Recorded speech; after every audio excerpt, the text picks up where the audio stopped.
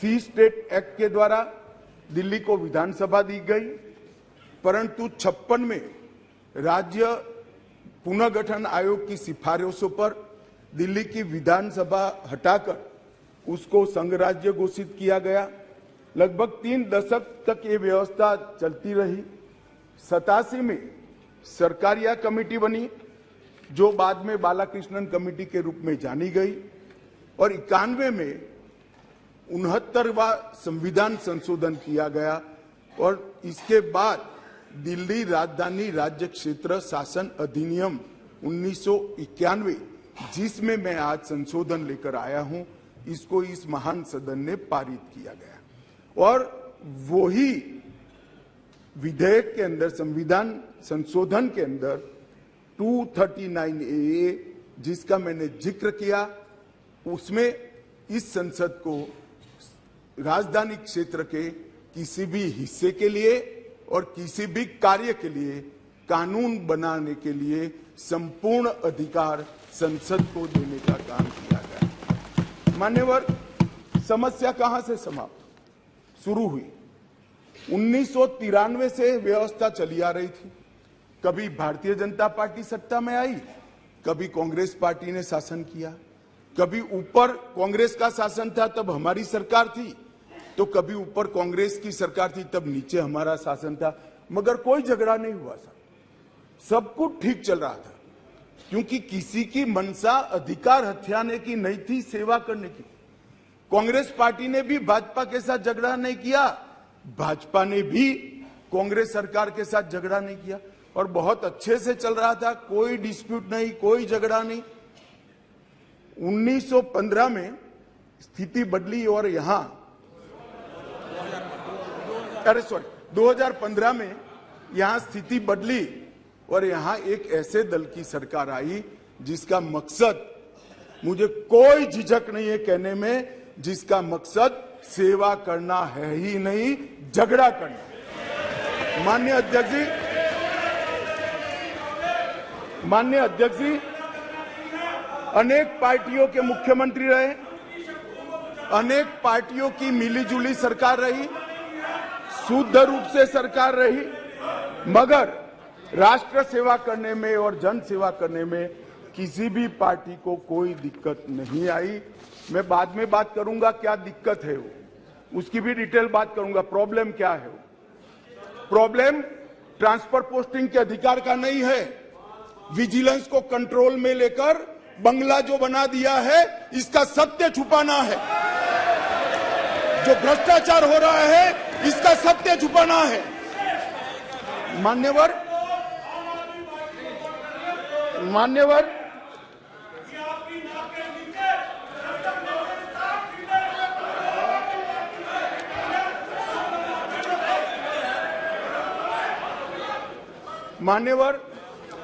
उसके बाद में 15 में अचानक ही दिल्ली राज्य सरकार ने एक विषय सर्कुलर निकाला, जिसमें उन्होंने ट्रांसफर पोस्टिंग के अधिकार अपने हाथ में लिए। केंद्र सरकार ने एक नोटिफिकेशन निकाला, उसको हाईकोर्ट में चैलेंज किया गया। हाईकोर्ट का फैसला केंद्र सरकार के पक्ष में आया, इसको सुप्रीम कोर्ट में चैलेंज कर दिया गया, उसमें खंडित जनादेश आया, फिर संविधान पीठ बनी। संविधान पीठ ने कुछ फैसले कर नीचे फिर से 2 जजों की बेंच को दिया, उसमें भी सहमति नहीं बन पाई, और फिर से संविधान पीठ बनी जिसने अभी अभी फैसला दिया। मान्यवर वो जो इंटरप्रिटेशन है, वो इंटरप्रिटेशन उन्होंने कानूनी और मॉरल दृष्टि से नहीं किया। उन्होंने इंटरप्रिटेशन कानून की स्थितियों का करते हुए ये कहा है कि फिर भी दिल्ली देश की संसद को और भारत सरकार को दिल्ली संघ राज्य क्षेत्र के लिए हर प्रकार का कानून बनाने का अधिकार है। वो अधिकार का उपयोग कर एक वटहुकम, एक नोटिफिकेशन निकाला गया, और वो नोटिफिकेशन इसलिए निकालना पड़ा कि संसद उस वक्त काम नहीं कर रहे, मतलब संसद बैठी नहीं थी, बैठकें चल नहीं रही, तो नोटिफिकेशन निकला और संसद सत्र के अनुपस्थिति में जो नोटिफिकेशन निकला, इसको मैं यहां लेकर आया हूं, जो आज सदन के चर्चा के लिए मैंने आप सबके सामने रखा है। मेरा सभी पक्ष के सदस्यों से विनंती है कि चुनाव जीतने के लिए, किसी समर्थन हासिल करने के लिए, किसी पक्ष का विधेयक का समर्थन करना या विरोध करना, ऐसी राजनीति नहीं करनी चाहिए। नए गठबंधन बनाने के अनेक प्रकार होते हैं। नया गठबंधन बनाने के अनेक प्रकार होते हैं। विधेयक और कानून देश के भले के लिए लेकर आते हैं, इसका विरोध या इसका समर्थन भी देश के और दिल्ली के भले के लिए करना चाहिए। अगर हमारी राजनीति में थोड़ी स्वीकृति कम है तो सबको मिलाना है, दिल्ली का जो होना है वो हो, जितना भ्रष्टाचार होना है वो हो, मंत्री कुछ भी करे, मुख्यमंत्री करोड़ों के बंगले बनाए, मगर हम विपक्ष में रहते हुए समर्थन करेंगे क्योंकि हमें गठबंधन बनाना है। इस तरह से नहीं सोचना चाहिए। मेरी अपील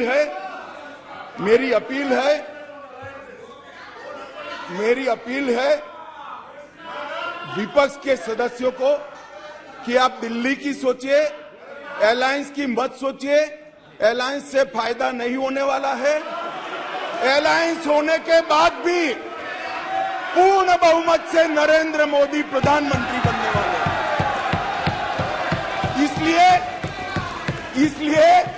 ये अलायंस के कारण जनता के हितों की बलि मत चढ़ाइए। जनता सब देख रही है। अलायंस कर आप अगर ऐसा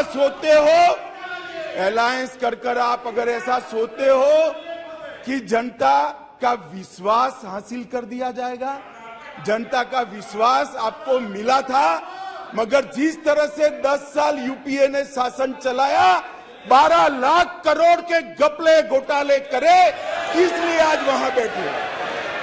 और मैं फिर से कहना चाहता हूं, दिल्ली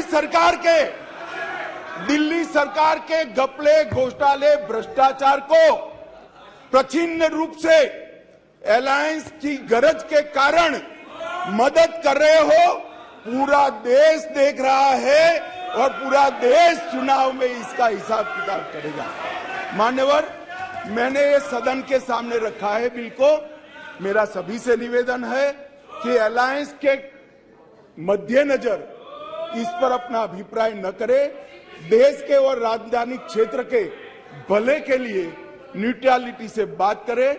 और वैसे भी मैं बता देता हूं, विशेषकर कांग्रेस पार्टी वालों को, कि ये बिल पारित होने के बाद वो अलायंस में आपके साथ आने वाले नहीं है। तो जो सच है वो करिए। इतना अपील करके मेरी बात को समाप्त करें। प्लीज, माननीय सदस्य, आपको बोलने का मौका दिया जाएगा, लेकिन आप बार बार उठोगे तो मौका नहीं दिया जाएगा। ये सदन है, सभी माननीय सदस्यों आग्रह, आपको मौका दिया जाएगा। आप एक पार्टी के हो और आपको मौका देंगे, लेकिन बीच बीच में नहीं उठते हैं, नहीं तो आपका समय खत्म हो जाएगा। आप भी अपनी बात कहना। अधीर रंजन चौधरी जी।